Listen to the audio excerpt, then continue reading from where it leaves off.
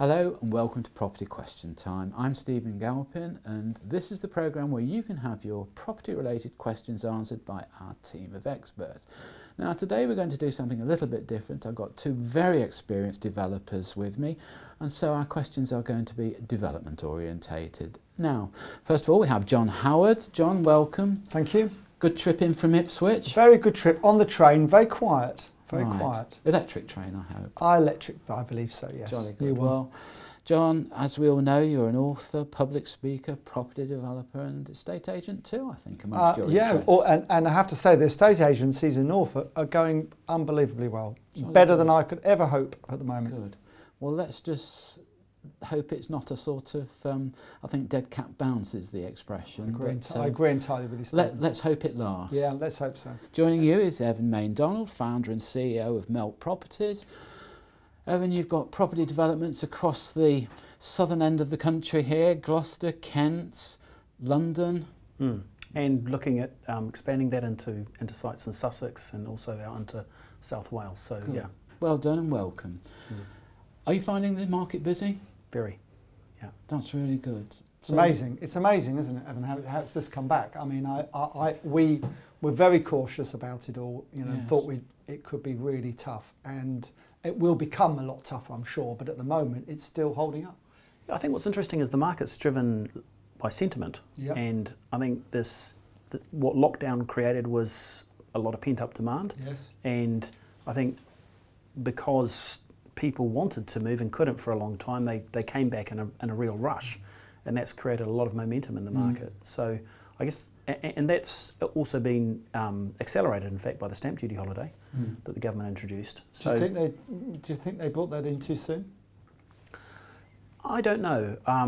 Time will tell. I think what would be a mistake is for that to end precipitously. So I agree entirely. I think the stamp duty system needs a reform, and the end of the stamp duty holiday would be the right time to do it.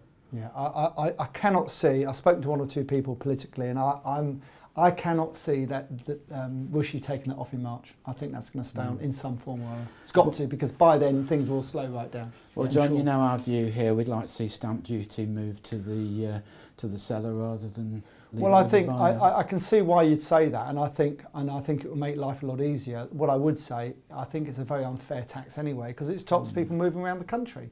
And the one thing this government are going to need to do is to get people to move to where the jobs are. So I have a feeling it may change forever. You know, there's things that will never go back to how they were, and stamp duty hopefully might be one of them. It's certainly at a level which you might consider punitive at the moment, and John's absolutely right. It has an impact on the flexibility of the economy, the flexibility of the labour market, and that will stop the economy from growing. The thing that I don't like about it being with the buyer, that it's a non-fundable item. Totally, absolutely. That's the problem. You know, and it's a lot of money. As you move up the scale, I mean, you know, we always go back over the years and think property will never reach this level or this level or this level, and it does.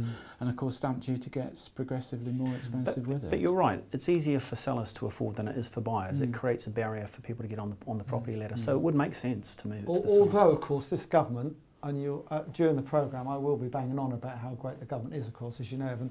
But true blue Tory here. True blue Tory. Well, we'll sing from the same hymn book probably, as all property people should be. But what I would say is actually, it's very interesting, because don't forget, first-time buyers don't pay any stamp duty.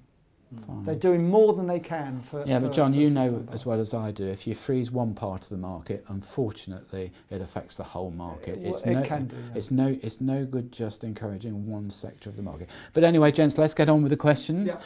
Evan, you're first. My aspiration is to enter the world of property development. I've visualised building a small apartment block as my first project.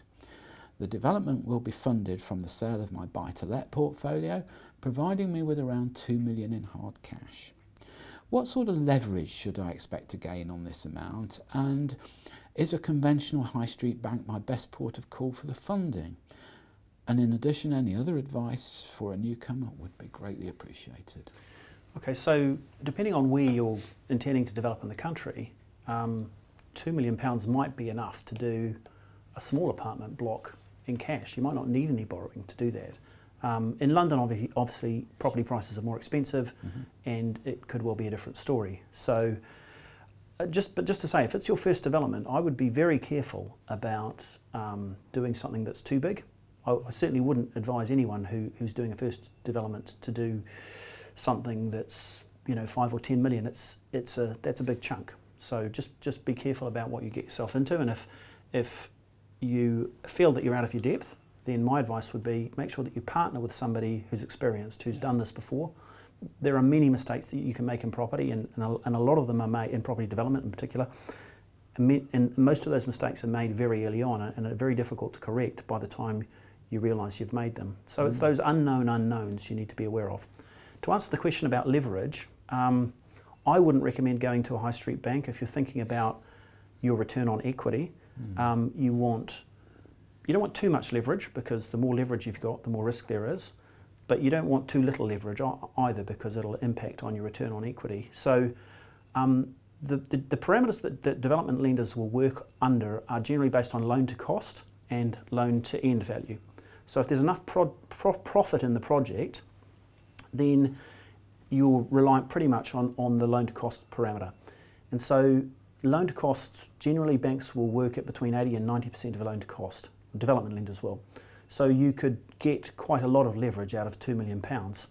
You might want to think about potentially investing some of that money with a more experienced developer, or going into a joint venture with a more experienced developer and working alongside them to learn, rather than necessarily striking out on your own, particularly if you're talking about a £5 or £10 million development. Theoretically, with 90% loan to cost, you could do a development with costs of £20 million. So, but that would be too big, I would say, for a first development. Okay. John, same thing again. He's braver than me, isn't he? Well, he is, but he's shaming me. But it's the same thing again that we've talked about many times, isn't it? It's getting a good team around you. It's getting a good team around you, without question. And it's okay for Evan to sit here and saying what he said, and what he said is absolutely right, technically. But in practice, I don't think you should be borrowing probably on your first project. Everyone wants to do the biggest project they can, and you've said that, touched on that, and you're absolutely right, Evan. Walk back from the edge. You don't need to be looking over the cliff thinking, "Oh, can I afford it? Can't I afford it?" Step back a little, take the pressure off yourself, and try not to borrow. And we work it out differently. I work it out differently to you. Sure. So I work out 65% of loan to value when you purchase it. So if you've got £2 million, that can still go a long way if it's 65% leverage, and probably the same on the build cost. So the bank will lend you 65% on the purchase price, 65% on the build costs. There's going to be an overrun, probably, so you want to make sure you have a little bit spare for that and a bit extra spare.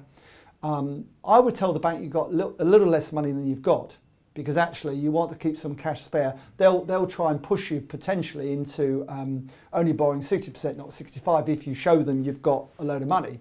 So just be a little bit smart on that. Maybe have it in 2 different accounts in two different banks. It's not a bad thing. Just keep some of your powder dry, because Evan and I are similar in as much that people think we are massive risk takers, and we have this, some of people think we have this wonderful, my wife does, this wonderful life, and we're all sitting in cocktail bars and not doing a lot of work, and everyone. I can assure you that is not the case. And if you're going into property developing and you think that is the case, please, you're totally wrong. We work very, very hard, the pair of us do, and there's lots of developers around the country like us, and some more successful and some less successful. And if they're less successful, they've probably lost their house. Okay. So be careful. Yeah, no, John's absolutely right, and I'm not saying that for a first-time developer you should go for the maximum leverage, but the question was, what can you do? Yeah, exactly. You answered the question. I'm guessing absolutely don't use all your cash. Keep your powder dry, and I'm guessing what the viewer's looking for here is an idea of what sort of size of project he's looking at, really. But it seems to me that you're both actually quite on the cautious side with that at the moment. I think you'll find we're both on the cautious side all the time. It may not seem it because of the size of the developments we do. People, you must do this, you must do that. But actually, don't forget, we're built up to this over many years. You know, we started off a lot smaller than the guy with the 2 million quid. He's done fantastically well to have that sort of money to start off with. But you don't want to blow it. You've got to be cautious. Okay, Jen. I think John's comment about risk is spot on. I think property development is not about taking risk, it's about controlling risk and minimising risk. And the developers that are most successful are those that minimise the risks that are involved with what they do. Always have an out before we have an in. Okay, jolly good. John, your question. We're hearing every day on the news that more and more shops and indeed household name stores on our high streets are closing. Where do the panel think the responsibility lies with this, i.e. the government or the institutional landlords? If the latter, what must these landlords do to help? And will they themselves survive the crisis? Great question, and it's very relevant to me because 2 weeks ago I got a phone call from, I won't say who the MP was, but you'd know me if I said, to say, John, would I help with a task force for Suffolk to try and sort out some of the small towns where shops are redundant and we change them into residential, and there's going to be a grant from the government. As always, all the money comes from the government, a grant from the government to help you do so, John, and to enable people to be able to do these developments. So I said, yep, delighted to help. I'm a very big fan of Suffolk, as you know. I live there and I love Suffolk, and I'm very happy to help. We've got a first meeting next week about it, so it'll be very interesting. So the government realised there's big problems. The biggest problem there is this. If you, say, Stephen, you own a shop, say in Ipswich, that was let at 100,000 a year, and you valued it, so it was valued at £1 million, just say 10% yield. Your tenant has disappeared. That property is now worth perhaps £500,000 a year with no tenant, maybe less. You owe say you owe £700,000 on that property, so it's worth 500, you owe 700. As a landlord, what the hell can you do? You can't actually, unless you can convert it to residential, and it makes sense to convert it to residential financially. And of course, if they're in town centres, some of these places aren't that attractive. So that's the problem with the landlords. The landlords are absolutely stuck. Now, if you're a big insurance company and you own some of the big department stores, which you all name, who are going bust or got problems, yeah, you've probably you own it cash probably, or your pension holders own it cash, and you can probably do something about it. But if you're a private landlord, big problems for private landlords, massive problems, and that's what you've either got to somehow force the landlord to sell to a government body who can then sort it out. But they're not going to do so if they can lose money. So it's a very difficult situation. Yeah, I mean, certainly you don't, as a property owner, if you're underwater, you've got very few choices. Yeah. But I think that something very interesting is happening at the moment. The high street was already in trouble before COVID hit. Absolutely. And I think the retail and office and retail to a greater extent, are in a lot of trouble because COVID has accelerated some of the trends that were underway before it hit, and particularly the move to online. So, where there's growth is in online retail. Ocado are doing very well, Amazon are doing very well. Interestingly, retailers who have built up a strong online presence, like Next, are also doing very well. So those who have moved their businesses on and foreseen what was about to come, and what was about to come has been accelerated by COVID, have been in a good position as a result of this. But there's no doubt it's going to change the nature of our high streets. Sure. But what is also very interesting is because people are working from home, there seems to be a bit of a boost in activity in regional towns. Yes. So what we're seeing is in the smaller regional towns, market towns, that sort of exactly. Stuff, People are going into cafes there. They're going into local shops rather than travelling to the big centres, because they're not going into London to an office anymore. They're not going into the centre of Cardiff or the centre of Brighton to go shopping. No. So the question is, how do those retail premises get recycled into different uses? And that's where we are seeing opportunity at the moment. So, for example, taking retailers who want to downsize, putting in apart hotels, and we're looking at a couple of big opportunities in that respect in Brighton and in Cardiff at the moment. I like Brighton. Yeah, they're both really interesting cities. Yeah. But I think we have to recognise, and the planning system has to recognise, that this transformation has got to happen and has got to be worked with. Otherwise, we're going to end up with empty high streets. And that's sorry, John, to interrupt you. That's all we've got time for in this half of the show. So join me again after the break.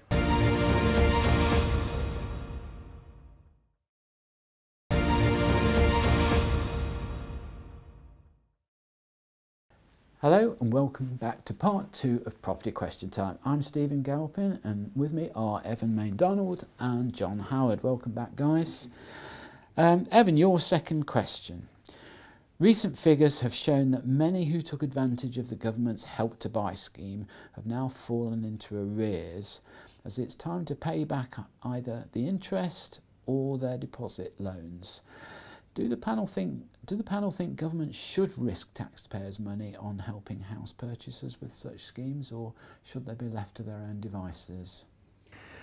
It's a very difficult balance that the government is drawing between helping people get on the housing ladder and putting money into schemes like Help to Buy. What I'd say is that the Help to Buy scheme, while it might look like a grant scheme, it isn't. It's a scheme that's the government will get their money back from, and the reason is that it's a loan which is less than the value of the house, and it's geared to any increase in the value of the house that the lending is on. So as the housing market rises, the government will make a profit on those investments. If people fall into arrears, that's a temporary situation, and those arrears will be recovered when at the point that the house is sold. I think with any lending or any loan scheme, it's inevitable that there will be some arrears. I think you have to look at it in a broader sense. What does the scheme do? Does the government get their money back? They will get their money back, and they'll actually make a return on their investment. And does it help people get on the housing ladder? I think the bigger concern with Help to Buy is what happens if it's withdrawn. I say if, because I don't think the government can afford to withdraw it. I think it would cause the housing market to collapse. So the question is, what replaces it, or how does it evolve or change going forward? I do love these people who come up with these figures. I mean, well, this person hasn't even come up with any figures, to be fair, Stephen. For me, was it 5, 6, 7 years old now, the Help to Buy scheme? Yeah, around about that. I mean, it's got going much more in the last few years. It's a fantastic scheme, no interest for 5 years, and then a tiny quarter of a percent for the next year or something. I mean, goodness me, we've never had it so good in this country for housing. First-time buyers are being lent the deposit.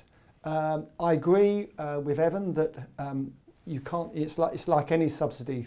Can they afford to? What's going to happen when it's taken away eventually? And of course, there's a two-tier market. Sadly, there's a two-tier market. There's the new build market with the Help to Buy on, and then there's another market without. And it's very interesting. A friend of mine, sadly, not entirely his fault, but he had a Help to Buy all registered with a block of flats, and then he'd had it sold to someone else, took his afterball, didn't happen, and now he's lost the Help to Buy, and he can't get it back till April next year, when he has to re-register. And interesting, he's selling those without Help to Buy, and I tell you what, it's hard work. But John, don't you think the simple answer to this is that Help to Buy was brought in because deposits went so high? The Bank of England issued a directive that all the building societies and banks have got to improve their balance sheets. Yes. Reduce the loan to value. And all that was a good thing, I think. Well, yes and no. But, sensible. But those high deposits were at the expense of our young people, weren't they, getting on the housing ladder? I can't accept, and I have this all the time, and I know people contact me on different social media and say, I'm too hard, I'm this, I'm that, I'm the other. The truth is, young people have never had it so good in this country to buy a house. Yeah. You can buy a house within an hour property of an hour of London for 100,000 quid. But John, what you're saying is there is a difference between new build, which has the scheme. Less, yeah. You're saying new build, which has the scheme, yes. and ordinary housing, yes. or non-new build that doesn't. Yeah. If you just simply reduce the level of deposits, then that works right across the board, and you'd get activity. It sounds simple, but I'm sure it's not. Evan? Well, I think that the concern has got to be the stability of the financial system, which was what you referred to. Yeah. And I think following the global financial crisis, there was a lot of concern about the liquidity of banks and the amount of room for margin for error that they had on their balance sheets. And I think you can't have your cake and eat it too. You either have stable banks, which we have. On the whole, the smaller banks are another story, but or you have really high loan to value mortgages. I don't think you can have both. And I think the government has played the right role in investing in the new build home market, because it is an investment. And the point about the Help to Buy scheme is that the government get their money back with a percentage of the increase in the value of the house. So the scheme will return the government's money one way or another. But Evan, also the one thing we're forgetting here, we're building 235,000 houses a year. The government it needs to be 500,000 a year. So this scheme, hopefully next year they're going to build 300,000. I doubt it. So that's another reason why the scheme. And the other thing, of course, after all this, the one thing is that when people buy a property and own it themselves, they're more likely to vote Tory than they are Labour. And that's what it's all about at the end of the day. Well, I take your point, John, and also Evan's point about the financial stability. But you know, the real point is it wasn't 100% loans that caused the financial instability in 2008-9, was it? It was the American subprime market which wafted its way over here, people selling portfolios. I've often thought that if building societies or banks want to go into the residential mortgage market, if you offer a 25-year loan, you've got it for 25 years. There's no packaging it up and selling it off to a pension fund or an investment. I can see a point. If you say, here you are, you've lent your money for 25 years, that's your loan, you're stuck with it till your client wants to pay it back, then that would in itself initiate good and sensible lending. But I think though you're right in a way. It was the American subprime market that precipitated the global financial crisis. But it was ultimately the loans that were being made that were loans to people who couldn't afford it. If you remember, there were things that were actually called ninja loans: no income, no jobs, no job. I think it's got to be clear to anyone that advancing a mortgage to somebody who has no income and no job is going to result in a default. But and eventually those defaults ripple their way through the system. But wasn't that default due to self-certification of mortgage applications? Well, there was self-certification in the UK. I think the market here wasn't as bad or highly leveraged, but the whole structure of the market caused the thing to collapse. It was, yeah. All right, let's move on. John, your second question. There have been many tax and regulation changes over the last few years to do with renting out property. Do the panel think that the government will perhaps review the tax position in relation to sale and purchase? I'm thinking particularly in respect of the tax exemption on profit when you sell your own home.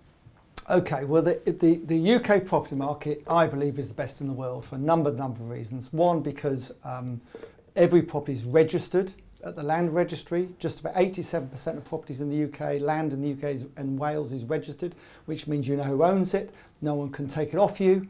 That's a great start. The second thing, there's thousands of building societies and lending institutions who will lend to private people. And because, thirdly, there's no tax when you sell your property, which there is in many parts of the world. So those three things combined together make the UK property market. That's why Evan's here. It's not in New Zealand because it's so good in the UK. So that's the first thing. And that is also the reason why this government, a Conservative government, will never ever take that away from people who own their own home, because they are the people who vote for the Conservative government. Now, if Labour get in, you could argue there is a case for some sort of tax on the profit of your own home, but it won't it will never ever happen under Conservative government. Ever. But I mean, you mentioned their overseas purchasers. I mean, overseas purchasers pay a profit on their property. A tax on the profit. You mean to buy in the UK, or do you mean if they buy? They buy here. Good. But I think the point is, though, there's a differentiation between investment purchases and personal purchases. You live in it. I mean, if you have a second home, you pay tax on it, and rightly so as well, I think. Well, you can have two principal primary residences, but no more than only if it's you, because you've got to. Only if it's you. But that's the point. It's an exemption on where you live. Yeah, you have to nominate which one you live in. But if you have investment property, which is either owned by you or by a company, then you're going to pay tax on any increases in value in those properties. And I think that's the right thing. It's differentiating business and personal. I don't think that person needs to worry at all. But many people in London, for instance, will often sell their own home and see profits way in excess of £1 million. Well, good luck to them. They may not in the future, of course. I mean, at the moment, London is 4 times more expensive than the rest of the country. Is that really going to happen in the long term? That's because it's 4 times as good, John. No, in the long term, people are moving out of London into Suffolk and Norfolk and beautiful places like that. Gloucestershire, I'll give that a mention. Yeah. But John, which means that I think property prices outside London are going to go up, and I think the London prices may stabilise or go down slightly. But I think also there's a point that we discussed earlier in the programme, which was to do with the flexibility of the labour market. Yes. And if you put barriers in the way of people moving, it will inhibit the flexibility of the labour market. You end up with people stuck in houses that they don't want to move from because but they may be too big for them, or they just don't want to pay the tax that's involved. I think it's important when you're talking about people's residences that you create a flexible housing market. Yes. But without barriers. You've got one thing to remember here, which has been brought up in the last few weeks. This exodus from London or the big cities to out in the countryside because you can work now. Mainly with more mature people. Well, yeah, to be fair, working remotely from home and things like this. All very well. Good. But of course the consequence of that is that remote working can go to a different country even. Without question. Well, we're hearing now... It's quite dangerous. We're hearing people who can now live on the beautiful coast in Wales or Scotland or anywhere, or even abroad, like you said, long as the time zone's okay, and actually work from anywhere. So all this Brexit business about how everyone's going to leave all these offices in England because of this, that and the other, it's just not happening. And it's going to happen even less now because you can work anywhere. I think it's fair to say the same can also happen in reverse. So you shouldn't ignore that somebody who's based in Germany could work in England. Okay, and on that note, we'll have to finish for today. That's all we've got time for. So great thanks to Evan Maindonald for coming in and joining us. John Howard, same to you. Pleasure. Thank you. Good to see you again. And join me again next time on Property Question Time.